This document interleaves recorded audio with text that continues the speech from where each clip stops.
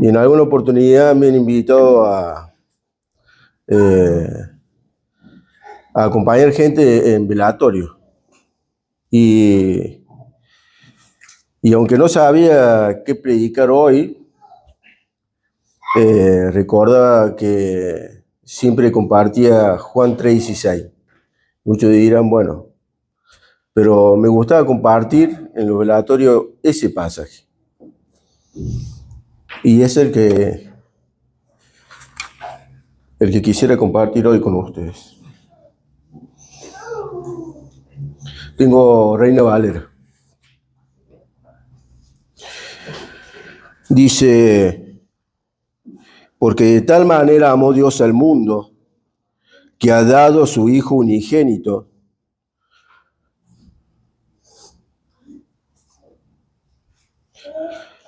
para que todo aquel que en él cree no se pierda, mas tenga vida eterna. Uno de los pasajes más conocidos entre los creyentes, si no todos, digamos, y creería que todos se lo saben de memoria el pasaje. Y es el pasaje que vamos a estar viendo hoy, en esta mañana. ¿Oramos? Señor, que estás en el cielo, gracias por este día de vida que nos das.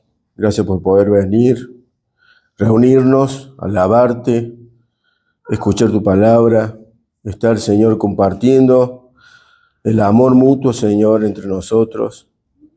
Ayúdanos, Señor, a ponerlo más en práctica. También, Señor, oramos, Señor, por los que no están. Que seas tú, Señor, quien los bendiga, los ayudes en lo que están pasando y que acompañes a nuestros hermanos, Señor, y les des paz en sus corazones, a toda la familia Carbonell, Padre. En el nombre de Jesús oramos. Amén. Porque de tal manera amó Dios al mundo, que ha dado su Hijo unigénito, para que todo aquel que en él cree no se pierda, mas tenga vida eterna. La idea central es el amor de Dios, aunque vemos muchos aspectos en este pasaje. No tan solo vemos el amor de Dios, sino también vemos que vemos la vida eterna en los que creen, pero también la perdición eterna en los que no creen. Tres aspectos que me gusta ver de este pasaje a mí. Y tenía, cuando leía hace un tiempo este pasaje, me hacía muchas preguntas. Y las quiero compartir con ustedes porque las tengo aquí esbozadas. Dice, ¿a qué se refiere a que Dios amó al mundo? ¿A todas las personas o a algunas? ¿Será que el amor de Dios es para los que creen? ¿O será que Dios quiere que ningún hombre pueda decir que Dios ama solamente a algunos? ¿Los que no creen en Jesús saben de este amor de Dios? ¿Qué clase de personas son las del mundo? ¿Cuál es el propósito por el cual le entrega a su Hijo Jesús? ¿Qué es la condenación?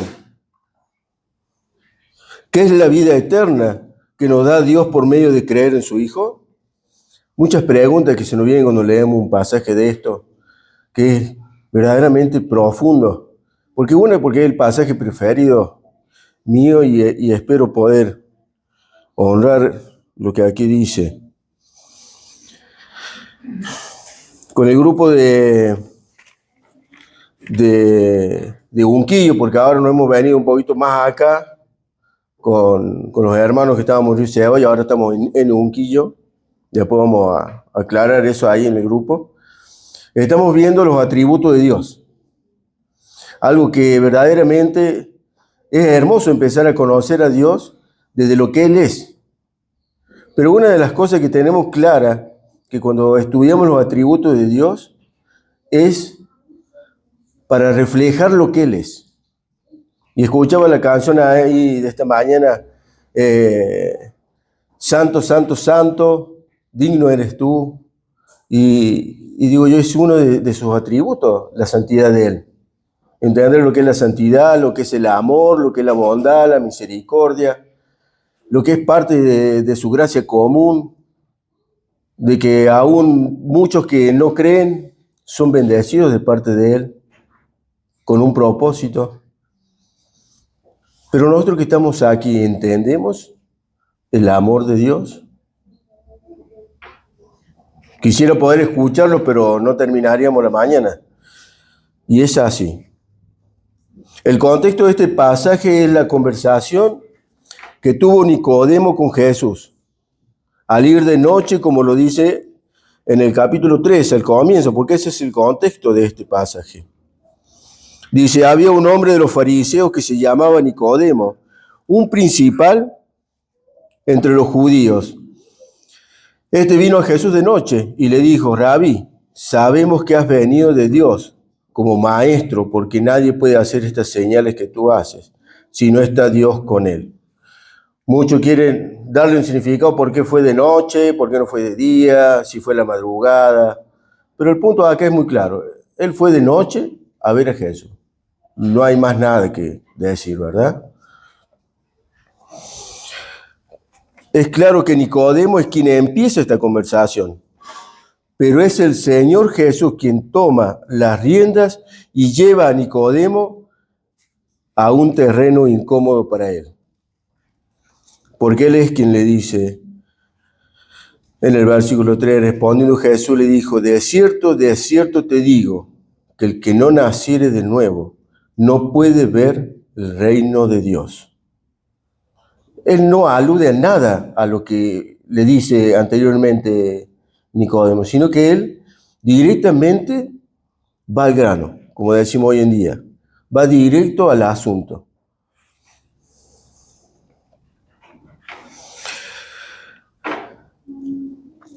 Y lleva a Nicodemo, pero ¿por qué no entendía lo que Jesús le decía sobre el nuevo nacimiento?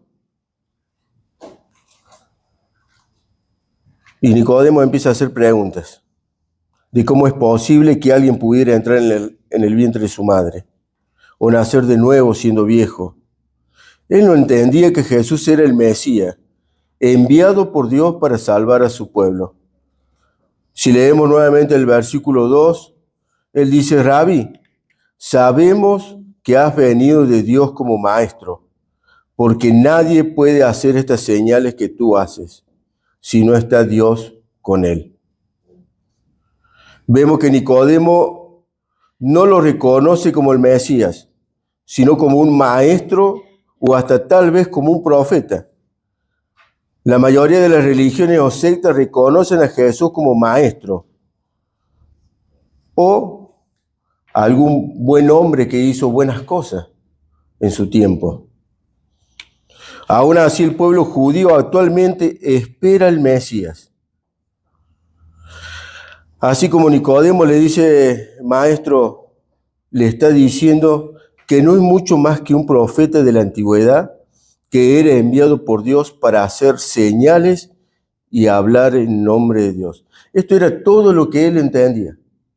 Claro, él había presenciado muchos de los milagros y muchas cosas que Cristo había dicho y había hecho. Y él era todo lo que podía ver en Cristo, todo lo que podía ver de Jesús.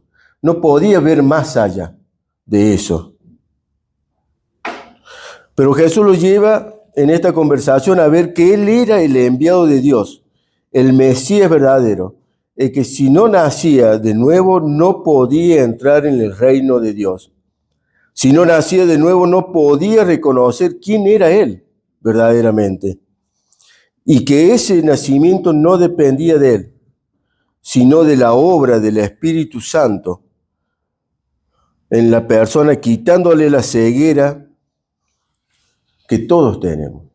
Es la obra del Espíritu Santo, no es la obra mía, no es lo que yo pudiera hacer para hacerlos nacer, sino que es la obra del Espíritu Santo para que una persona crea en Cristo. No hay otra forma. Jesús les recuerda un acontecimiento que el pueblo de Israel había pasado en el desierto. Vamos a Números 21, 4 al 9.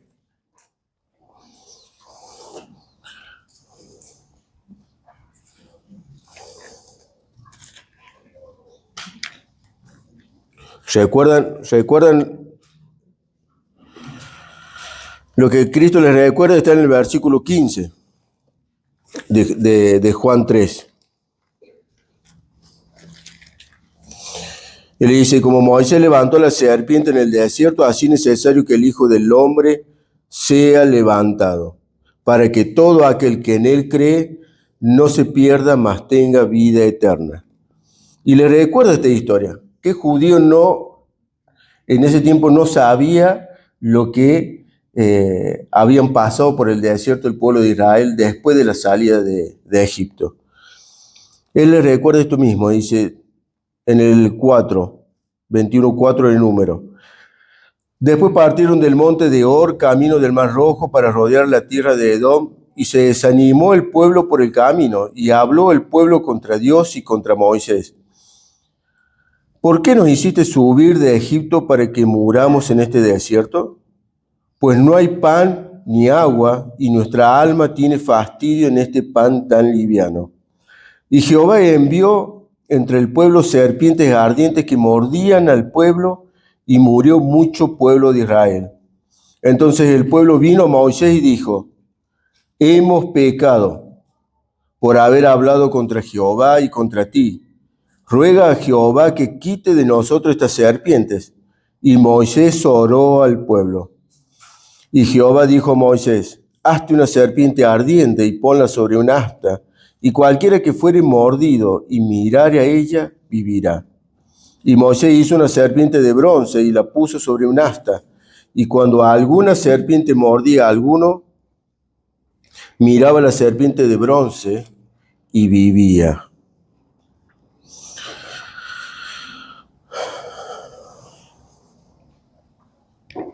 Esto es lo que Cristo le pone como ejemplo a él, ¿verdad? Pero ¿cuál era el propósito de este ejemplo? Era para que todo aquel que en él cree no se pierda, mas tenga vida eterna. En su momento era para ser sanado de la mordedura de esa serpiente. Pero en este caso es para ver a Cristo y tener vida eterna, creer en Él, poner nuestra fe, nuestra confianza en Él. Ese es el motivo. Jesús le dice, Nicodemo, esa serpiente levantada soy yo. Es a mí a quien van a levantar en una cruz. Es un paralelo donde así como Moisés levantó esa serpiente para que el pueblo envenenado mirara con fe y fuese sanado y librado de la muerte misma, es así lo que iba a pasar con Cristo. Pero aquí Jesús iba a ser levantado en una cruz para que crean en Él y tengan vida eterna.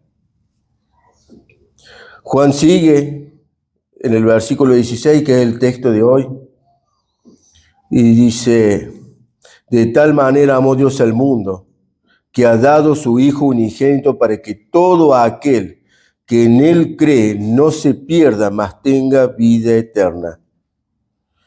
Y aquí quiero detenerme y que podamos ver lo central de este pasaje, que es el amor de Dios. Y tengo algunas definiciones de esto. Denme un minuto que las encuentre. Tengo 3 definiciones de 3 autores, por ejemplo, que quisiera compartirles rápido. Por ejemplo, John Owen dice, el amor de Dios siempre es lo primero. No solo es anterior a nuestro amor, sino también a cualquier cosa en nosotros que sea amable. Él nos ama, no porque seamos mejores que los demás, sino porque Él mismo es infinitamente bueno. Agustín de Hipona dice, ¿qué más se pudo decir, hermanos? Si en alabanza del amor nada se dijese a través de todas las páginas de esta epístola, si nada absolutamente se dijese en las demás páginas de las Escrituras, y solo oyésemos esta palabra de la boca del Espíritu de Dios, que Dios es amor, ya no deberíamos buscar ninguna otra cosa más. Gruden también nos da otra definición y nos dice, el amor de Dios quiere decir que eternamente se da a nosotros. Este amor de Dios es como uno de sus atributos, en realidad es su atributo. Y no debemos malinterpretar como algunos por ahí enseñan que Dios es 100% amor. Nada más. Dios es 100% amor. ¿Está bien? Sí, está bien. Pero hay mucho más. Y no debemos confundirlo. Y le dan un tinte de que Dios no es más que eso. La realidad es que así como Dios es amor, también es un Dios de justicia y santo y muchos atributos más que podemos encontrar en las Escrituras. Pero es el amor de Dios lo que lo lleva a enviar a su Hijo unigénito. Es el amor de Dios tan grande que por su propia voluntad y decisión hizo este sacrificio por el mundo. Este es el amor de Dios, que ya desde la eternidad había planificado enviar a su Hijo. Es el amor de Dios, que ha decidido siempre buscar el bien de hombres pecadores como todos nosotros.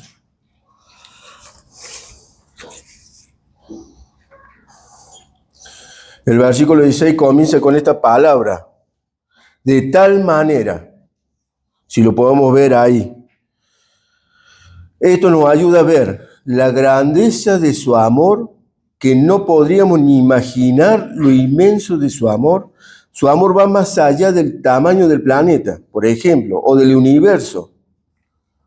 Es claro que Dios es totalmente grande. Como dice Salomón en Primera de Reyes 8:27. Pero ¿es verdad que Dios morará sobre la tierra? He aquí que los cielos de los cielos no te pueden contener. Cuánto menos esta casa que yo he edificado, y hablaba cuando iban a inaugurar el templo.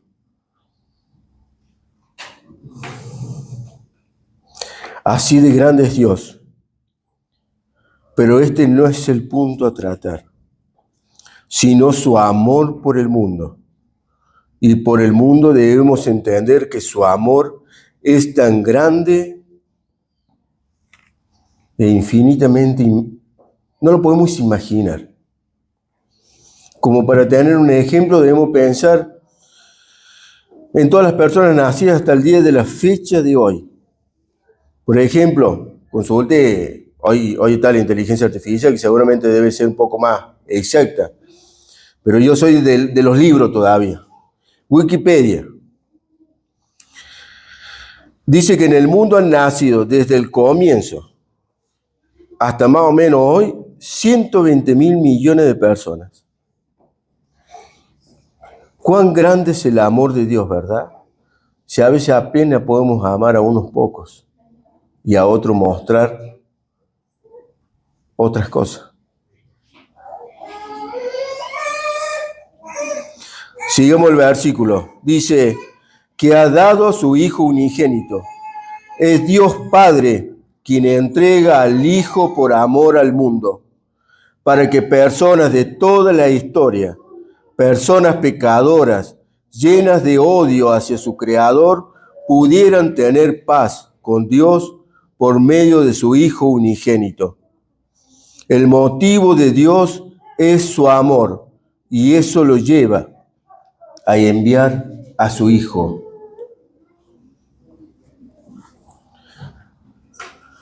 Las próximas palabras dice, para que todo aquel que en Él cree no se pierda. Esta es la principal razón de Dios al enviar a Jesús, a salvar a pecadores que solo merecían el castigo eterno fuera de su presencia.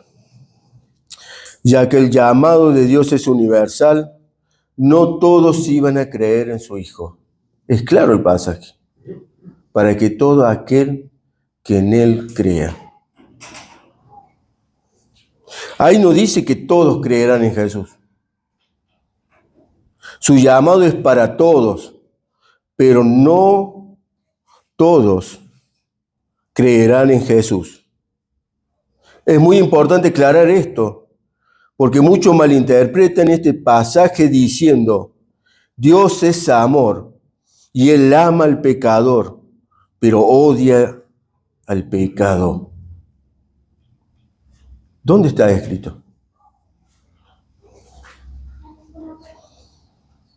Yo sí se los voy a decir dónde está escrito. Esta frase la dijo Mahatma Gandhi, un hinduista de la tercera religión más grande del mundo. Frases que suenan lindo, se usan en los púlpitos para hacer quedar bien ellos mismos ante los hombres. ¿Podemos usar esa frase? Personas que están en contra de Dios, que enseñan totalmente otras cosas, ¿podemos nosotros usarlas que decimos que somos bíblicos?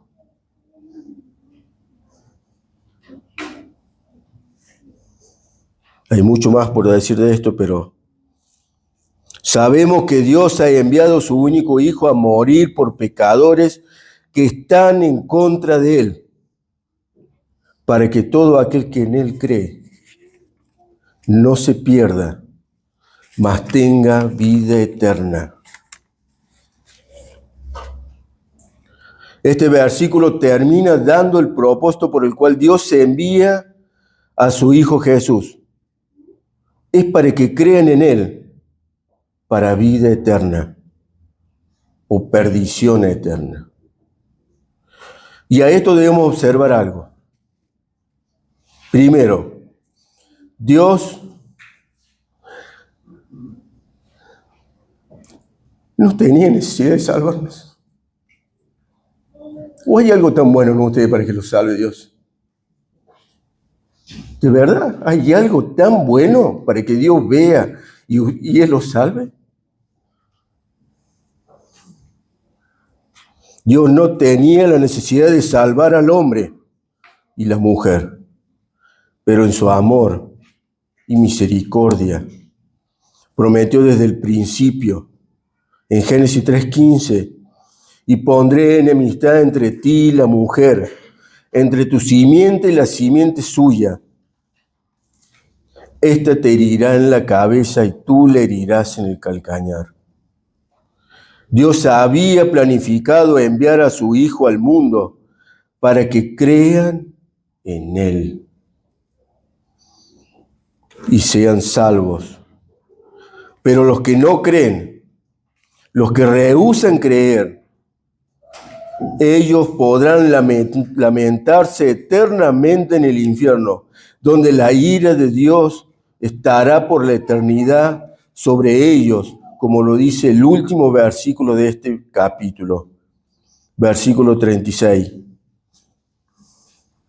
El que cree en el Hijo tiene vida eterna, pero el que rehúsa creer en el Hijo no verá la vida, sino que la ira de Dios está sobre él. Qué difícil pensar que Dios por la eternidad va a estar sobre nosotros de una forma, no sé, ira, lo voy a parafrasear, ira significa enojo descontrolado. A esto quisiera agregar que todos merecemos esto. Aún los creyentes deben recordarlo cada día y no confiarse, aunque ocupen cargos en la iglesia. Muchos han olvidado esto y se han llenado de orgullo por ser pastores o la función que ocupan. No hay que olvidar que el amor de Dios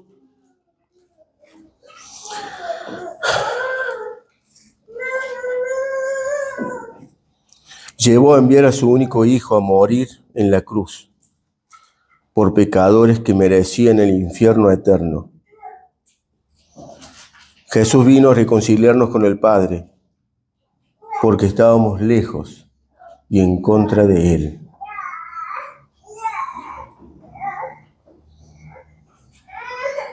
¿No piensan a veces que estamos así?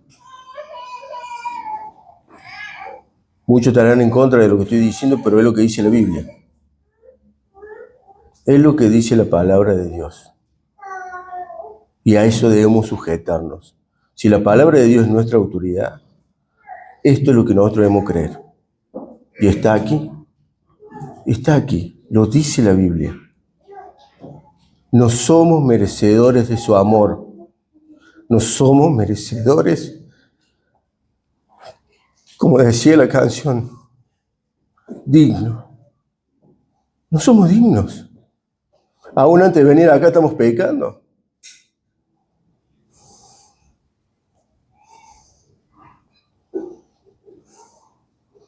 Termino con esto, hermano. Para los que aún no son hijos de Dios, para los que aún no creen en Cristo como su Señor y Salvador, que piensen en el sacrificio de Dios, de dar lo más preciado que tenía por ustedes, que aún no mereciendo nada, nada más que el infierno, Él dio a su Hijo, para que vengas en arrepentimiento y fe, confiando en Jesús como tu Señor y Salvador eterno. Pero también hay una advertencia.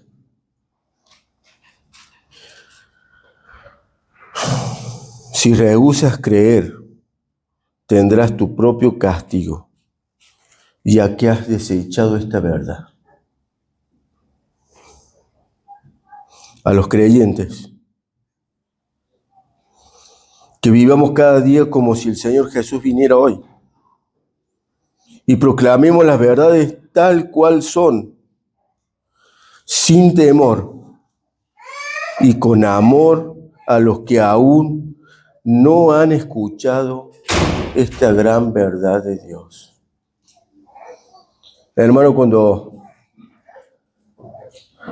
he estado en el velatorio de alguien, lo único que se me viene a la mente es que no hay más nada después de la muerte, para los que no creen. Pero para los que creemos, sí, es vida con Cristo.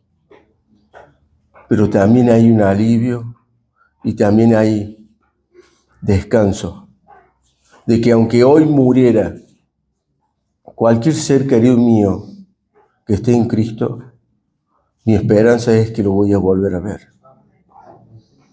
Y eso es lo que creo. Y esa es mi esperanza, de que sé que los voy a volver a ver. Algunos creen que, como los testigos de Jehová, todo acaba ahí. No hay esperanza. Si fuese así, ¿para qué estar aquí? Cristo es nuestra esperanza. Y si creemos en Él, vamos a estar eternamente con Él. Todos. Y es mi anhelo que todos los que estamos aquí y los que no han venido también estén. Oramos.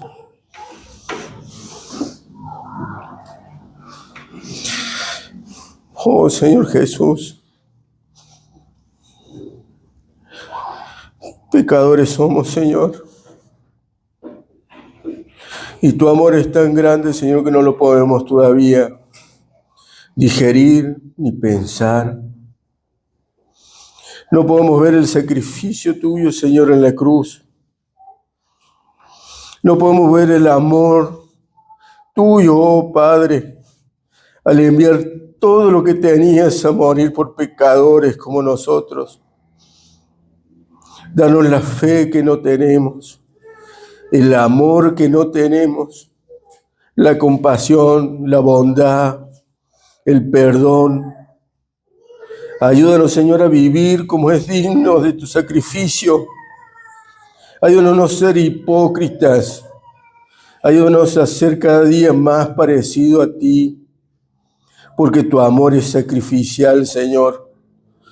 Tu amor te ha llevado a sacrificar a tu propio Hijo por nosotros. Y a veces no lo entendemos, Señor. No lo queremos entender por nuestro pecado, nuestra maldad.